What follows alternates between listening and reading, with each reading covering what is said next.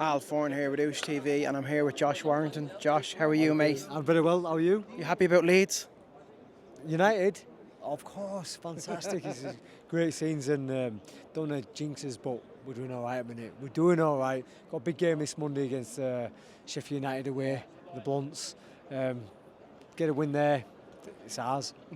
It's looking like back in the Premier League again. Yeah. But listen, we're here for one reason and one reason only, the last crescendo. Is this arguably the greatest card in boxing history?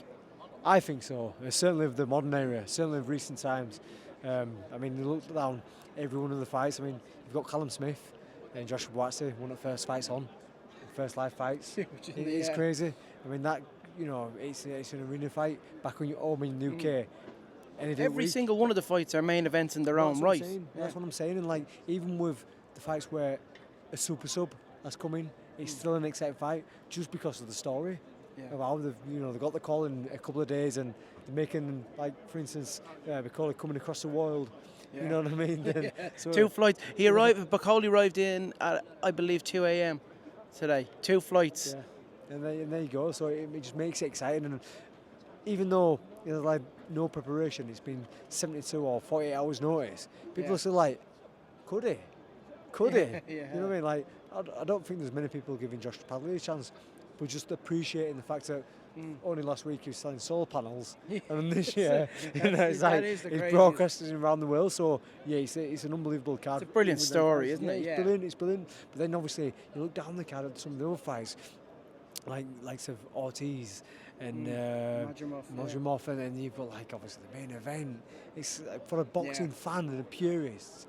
Oh, it's mouth-watering. It really is. Yeah. How do you see the main event going?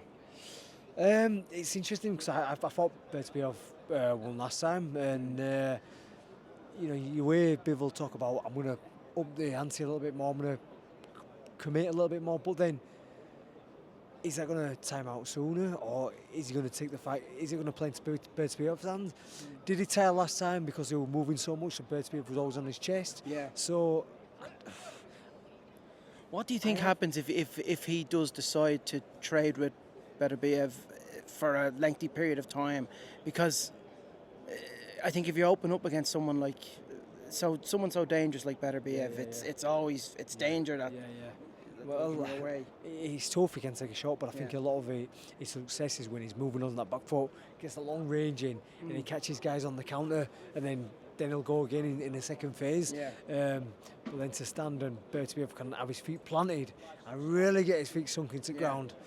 I don't know, I think he might be a little bit more one-sided, but this is the beautiful thing about boxing. I said it to Eddie Hearn during the week, but I don't think there's any fighter on the planet who you can kind of rely on to right the wrongs of a loss than Dmitry Bivol, and I think he could do that tonight. He could have been a little more busier, a little more, I won't say punch efficient because he was punch efficient last time, but like peak his times for committing and maybe just try put a bit more oomph in him and to stop Berbatov coming forward. Easier said than done. Oh, look, it's an amazing night of fights, and we really are looking forward to it. Josh, pleasure seeing you always, pal. Always, we're Oosh TV, so we do a little oosh into the camera. So on 3, 2, 1, oosh.